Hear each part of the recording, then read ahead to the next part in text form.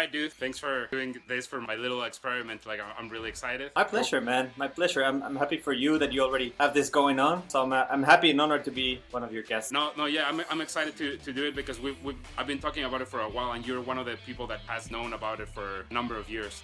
It's finally happening, and it's been interesting. Really, I've been doing probably like 3 or 4 really with Mark. There's a lot of growing pains. I mean, you just saw like even the setup for the whole call has its own magic tricks and whatever. Yeah, and part of it is I really enjoy doing them. Like, it's not difficult, you know. Like, it's me talking to a friend. Like, but I've been thinking of that. Like, who would be like an interesting person to talk to? You definitely would be one of them. Like, you have cool.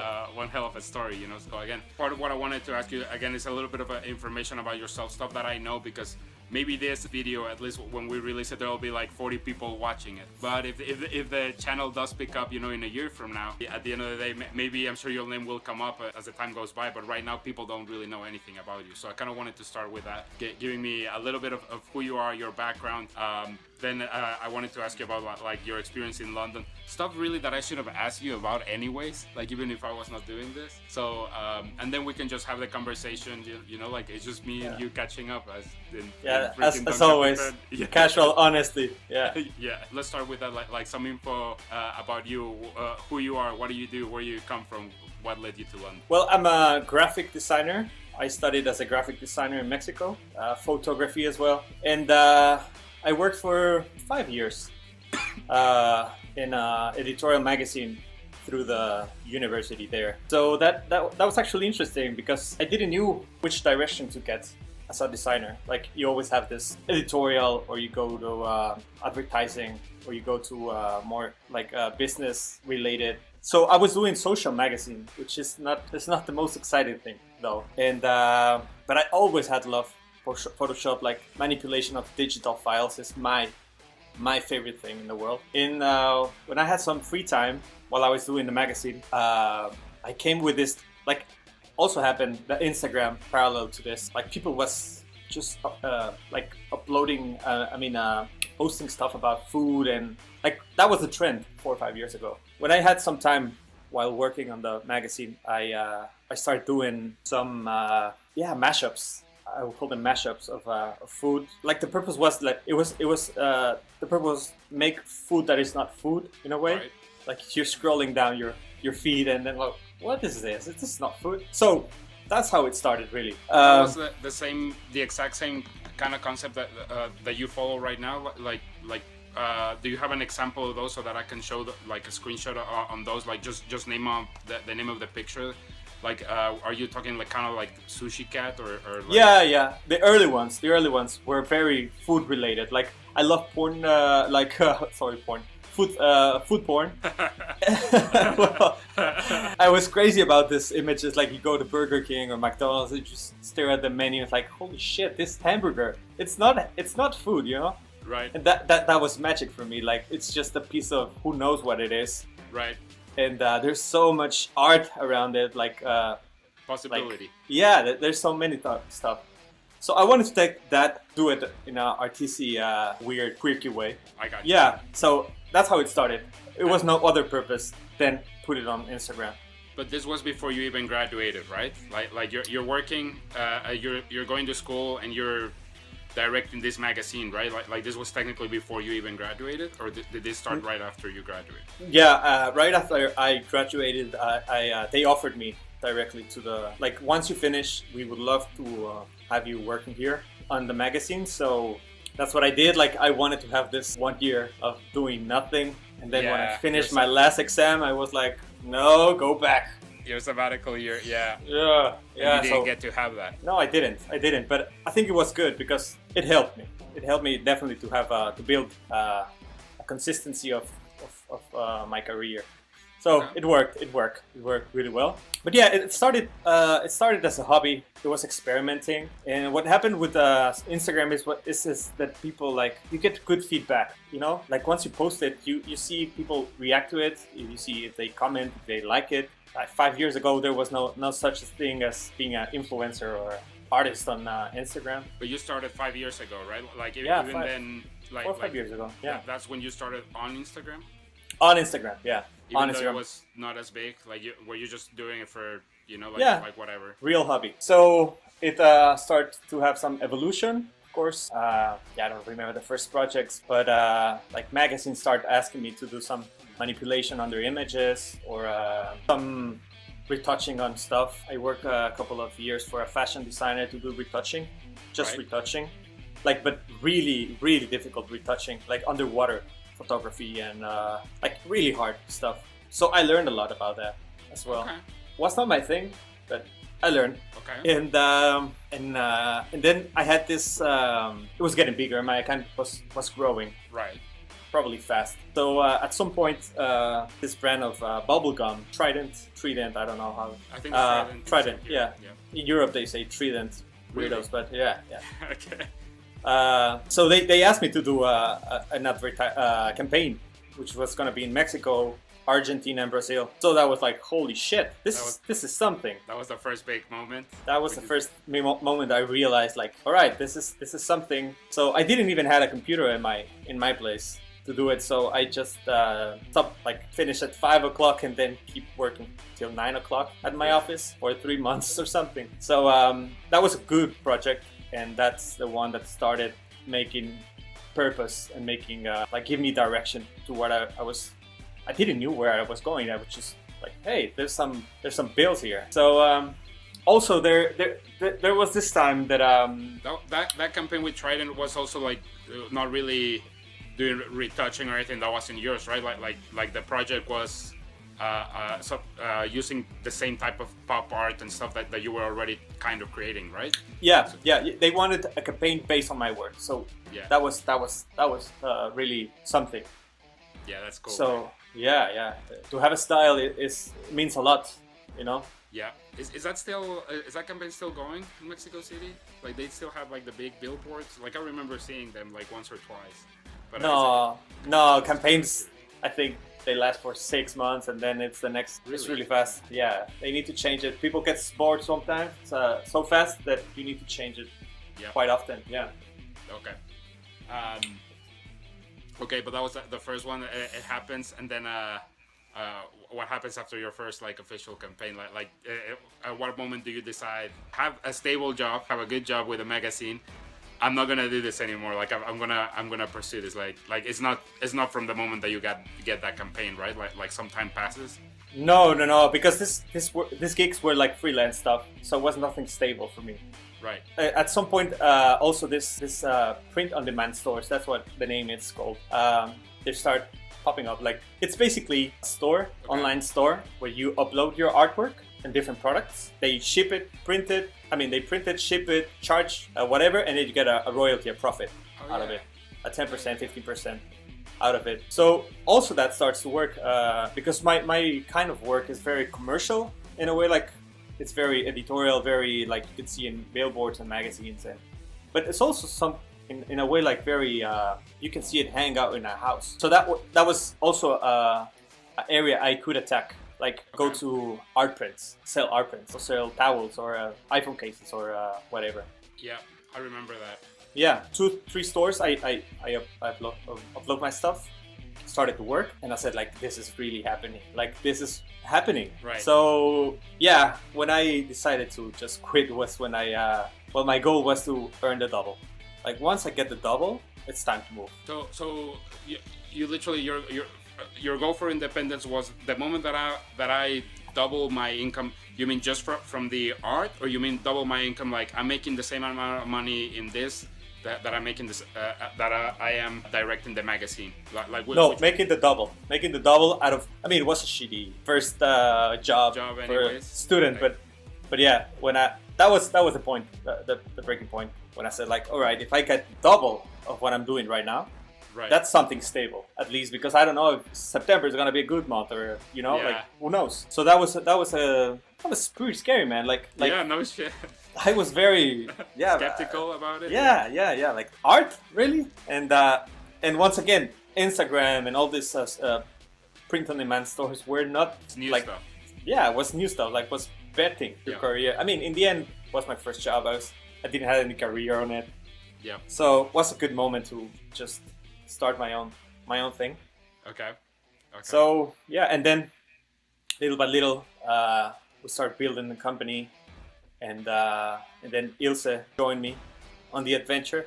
I not to cut your flow through it, but bring up a little bit on the Ilse stuff, like asking you a little bit on your personal life and relationship, if you don't mind. But that's an interesting story too, right? It is a really interesting story, and you were in the story as well. Right. Yeah, in 2015, April or May, we went to Europe, as you remember, and then we went to a Mexican party. The only Mexicans were us. Ilse just came to the party. The rest We had is some history. tequilas, and then the rest is history. But we actually met for 2 nights. That was it. Like, that was my timeline to just convince her to. I mean, we were not looking for anything. It was a summer romance, of course. Right. But Right. we kept contact, and then she came on December Yeah. of the same year. To Mexico, she came for right? 3 months. Like, all Yeah, right, like, yeah. No, that's awesome. yeah. She did a big step, like Yeah. jumping. So it's been now officially 4 years since then. It's been Yeah, I 4 think so, years? man. Yeah, And you guys are officially getting married on May 2nd. May 2nd. Yeah, Okay. we're getting married here first in England. Okay. Okay. Yeah, the legal one. Yeah. The legal one.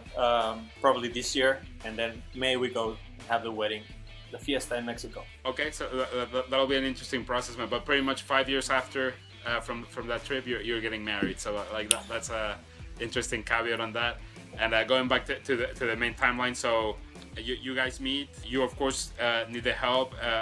Obviously, Ilse has an interest for it, and she officially joins, right? Like your initiative or your projects, or the company, right? It took some time. It took at least 1 or 2 years. Like, Right. Ilse has been working with me the last 2 years. That's not first. She was between coming and going, and then she was working on a flower service Okay. thing in Netherlands. Like, what is this? Like, is it Photoshop? Is it photography? Is it design? Well, I don't have the skills. I don't have the knowledge. Right. So we decided that the best thing is, like, she started helping me, assisting me on the manager thing, like emails, and put my shit together, and I had a mess. So she started actually doing that, tried to structure the thing, tried to structure me in a way. That she basically started as a manager structuring me and my shit, Okay. in a way. She was not involved in the practical process. Okay. No. I mean, she knew some stuff in Photoshop and probably helping me with cleaning and cutting, Right. but not getting deep. No. So yeah, we decided, like, okay, let's give it a try. I'm gonna show you how to do it. Scratch. Scratch, right? Like, Yeah. That's Takes a lot of energy. time and effort. Yeah, and then again, I need to work. Yeah. You know. How about that process? Like, I mean, did you guys set up like a time in which, like, one hour a day I'm gonna show you like these basic concepts, or was it more like just Real time. I have a Real time. project. Check it out. I'm gonna do it, and I try to explain it the best way possible, because I don't use Photoshop as it should be used. Like, I do it my way, just Right. my way. Like, yeah, well, I showed it. I tried to, like, try to make sense of what I was explaining while she was taking notes, whatever, while I was doing a real project. That helped, and then she started doing her stuff, and then I helped a little bit, give some direction. It worked. It worked really well. Now she's doing her own stuff, her own images, has her own collection, Yeah. has some sellers, has done some good projects. So there you go, mate. Yeah, that's pretty cool. Yeah, it is really cool. It is really cool. All right, man. And then, so this is kind of 2 years into it. Like, when did the London thing happen? That was last year. technically. Yeah, it was last year. Yeah, Mexico, man. Like, she cannot live there. She cannot live there. Well, I mean, it's a that is something to talk about, right? Like, it's an interesting place to live in. Don't get me wrong. It Like, is. It is. told I you- love it. Yeah, I love told you it. that I love many it. times. I miss the heck out of it. Yeah, yeah. But it's not exactly easy for everyone, right? Like, especially No, that culture shock, like from someone from the Netherlands, where it might be more refined. She wanted to take the bus the first 2 days, man. Like, she doesn't know that buses are 50 years old and they have knives. Yeah, no. It's just And then- terrible. Yeah. Yeah. And then the language was important. Yeah, the language yeah. was a really Well, a challenge, right? What's a Like, that's gonna be a challenge? true challenge. yeah. We decided London is great because it's language for both of us. Like, Yeah. I also would sacrifice if we go to Amsterdam. She's from Amsterdam, so Yeah, learning Dutch at this age. no, not no, exactly, yeah. Not exactly an easy task. No, it's not. So that happens, and it's not exactly like you can just say I'm gonna move to London because London is cool. Which again, that's also something that I wanted to ask you to elaborate on. Like, I know it's in part a place where you both. She's lived in London. You learn English, but there's a little bit more background with that, right? Like you always wanted to, like that's your lifelong kind of thing, right? Yeah. London, always England has been something Of a special. a special place. Like I had some family from here, and it's always there in England. Like it's on the music, it's all on the like the artists that I like, the football that I like. Yep. It's the city. It's something. It has definitely something like the British have been in all the wars, in all the everything. They've been everywhere. Yeah. So I wanted to experience that, like Oh, and living your that. dad, right? Like I mean, it's kind of like a special connection. So that's awesome. Has a good connection. Yeah. All right, and you've been there now. What is it officially? 6 months? No more. I think like 10 months, 9 Almost months. a year? Yeah, a baby, man. Yeah. Yeah, that's pretty crazy, man. Like, so what is the overall like a little resume of your time in London? Has it been just all great experiences? Some not so great. Like, tell me a little bit of the overall. I really like it, man. I really like it. Love it.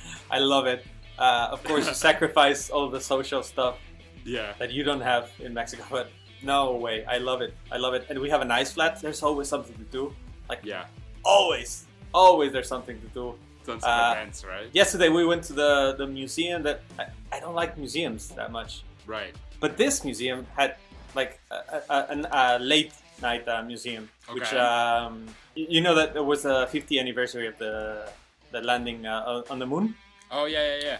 So they did this special event, and so there was cocktails, beers on the museum, and then the moon exposition and astronauts everywhere.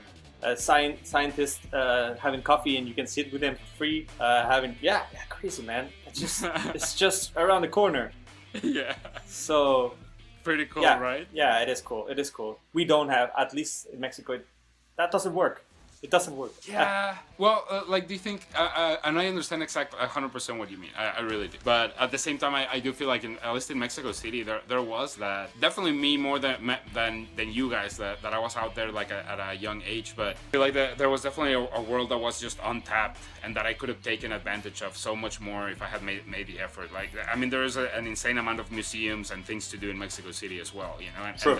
so again, different because in London or in New York or cities like that, you're gonna get maybe not different experiences, but there was definitely a ton to do in Mexico. You're right. You're right. Just different. It's just different. It's very different. And there's no comparison at all. Yeah. But you're right. And I miss that Mexico, and I miss that noise, and I miss that pollution, and I miss that I miss it. There's some magic out of it. Yeah. No, absolutely. What's been the hardest for you so far? Like, as far as what do you miss the most? Like, honestly. I guess the friends, like people, man. Yeah. People. That one's rough. Yeah, I'm not into Mexican food that much. Right. And we can do some Mexican food here. Yeah, the social part. Like, you even try to, because we have some Mexican friends here, you even try to recreate that. It doesn't work. It's not the same, man. Yeah. It's not the same. They go to sleep at 11. Yeah, it's completely different, right? Like that's a big one. I was discussing this with Kristen yesterday, actually, and what movie we watched? I think she's watching this show Death to Me, which is not even really like it. But there was something that came up on that. Like, she was a little bit traumatized by our 30s party and by a number of things, but she kept telling me, it's like, it's just not like that in the rest of the world. And I can tell her, like, and I told her, like, well, it's somewhat like that in Chicago. Like, oh, I know why we were discussing it. There's this bar, like, walking distance to right next to where I live. And the area where I live, like, all bars close pretty decent because it's like right the dividing this line between the suburbs and the city, you know. So like it's a little bit more chill. But this bar closes like at 4 a.m. And I was telling her like it's nice, like that's important to me. It's nice because like if I'm coming home at 3 a.m. or something and I want to drink or like or food, like I need a bar that serves late night food. Like, that's important. And I was telling her like I think that comes from Mexico. You know, like I'm used to having tacos at 4 a.m., 5 a.m. like after going and drink. And she was telling me like yeah, but that is not the norm. Like you need to understand like it's not even close. And she was like she's so right. Yeah, she's right. Like she's absolutely right. And I've always seen it as it is not the norm everywhere I go. But the truth is that in most places, it's not the norm to go to bed at 6 a.m., 7 a.m. like when you're partying. And then you try to somewhat recreate that, but it doesn't. No. You're right. Like it's just not. You have to grow with it. You know. Yeah. And it's all expensive as well. Like you cannot have the parties that we have there, like here. Yeah. Like, you can't. Like you just can't. Like one pint of beer is £6. Like you need to. I'm not sure if there's alcoholic people here. It's crazy. Yeah. To have a crazy. So that's also. I mean, it's a thing to consider. But yeah, going to the cinema everywhere is expensive. So you have to be. Yeah, you need to choose your war. Your battles. Your battles, right? Like. Yeah. Mm-hmm. And at the same time, I've grown out of it a little bit. Like. At the same, you start getting used to your surroundings, and I have the best example for that, right? Like Oklahoma. Like for a while there, I thought there's no way I will ever get used to this place. Yeah, uh-huh. You will get used to any place that you spend enough time, right? Like there's a reason why some people call certain places home. Anyone that spends enough amount of time there, you love it. Yeah. Yeah. But anyway, so that is the main thing, right? Like just friends and the rest you love, you pretty much. Yeah, I love it. It's really it's a nice place to live. Yeah. It's civilized. It's polite people. Good transportation. Parks everywhere. I'm. It sounds like I'm saying the opposite, right? Yeah. I'm saying the opposite. Dude, it's just so weird. Like I mean, I like it, but it definitely it's not exactly civilized. Like I see it. It's just those weird conversations that you would have with friends on WhatsApp, right? And like they would tell you being waiting in line at the bank for 3 hours or shit like that. That just doesn't really happen in the US. Doesn't happen. No. No, it doesn't happen. And especially here, like people so polite. Like I'm not used to it. I'm uncomfortable with it. Like, right. If you do something wrong on the underground, people stares at you like, like. But they don't say anything. So yeah, it's crazy. They're really polite people. Yeah. For me to a weird point. Yeah. Like it's different for me, definitely. They're really nice people as well. Yeah. No, absolutely, man. Like you said, you gotta learn to choose your battles. It's as simple as that. What's the plan in the kind of long term? You're there because you gotta. That's kind of what I was meaning when I was asking. Like, it's not like you can just say let's move to London and it just happens like that. You gotta. Extraordinary talent visa, right? Sounds nice when you say it. Yeah. Yeah. No, yeah. But I mean it's not like anyone can get it. So like that's kind of why it's worth. Yeah, it's a very cool visa. They have there's probably in the US they have the same like priority visa. This is tier 1, so they give it to like scientists and people that research and do education or religious leaders or so they give actually 200 a year to the whole world. Yeah. No, not many. So I applied for it. You needed to send 10 documents, letters that can give a little bit of support letters. Right. And the good thing is that I had like 3 or 4 companies working here. Right. Like I was collaborating with them, so that helped a lot.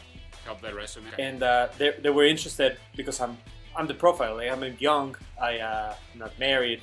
Right. So it worked. Yeah, I'm very happy. And then I applied for 5 years. That's the maximum I could get. So yeah, there's no plans. Like we haven't even been here for a year. No. So let's wait to see what happens with those 4 years and kind of take it from there, right? Yeah, I mean, and travel and all this stuff. But so far. Like I would love to go to. I just found out about these islands, the British Islands, okay. The Cayman Island. The Marshall Islands, the Guernsey, and all these that are in the Channel. Okay. Dude, it's free of tax. It's a paradise. Like yeah, it's paradise. Like you don't pay taxes. And those are British islands? Yeah. So like, are you considering like as to you don't pay taxes as far as like consuming taxes or like no income tax? Like, are you thinking as far as like maybe moving there to like no pay? I mean, setting up my company there. You could, right? I mean, you can set up your company anywhere in the world. And then live here. God, but it's not that easy, of course. I'm not that smart, no. And you have to find, you know, I need to find a way. And everything, of course. But like, yeah, like that's the advantage of your company. Like you would just have to maybe rent like a small, a tiny thing, just as long as you have an address or get a toilet, PO box there or something. Mm-hmm. And yeah, that would be interesting, man. Yeah. Well, man, like again, we're just somewhat figuring things out, right? Like, I mean, we're young enough. Yeah. So, like, yeah. Certainly everything. All right, man. Well, that's awesome. Again, many of these things I've heard, but some of them I didn't. And I just wanted to get a little bit of your background before I started with you. And, you know that people know a little bit of your story. Everything that you have going on right now in your life is. It is. Man. Yeah, nice projects coming all the time. I'm working with good projects. I'm now starting to focusing a little bit on the education part. I don't have that. Try to create maybe a channel or try to do something to just pass the knowledge to the next generations, whatever.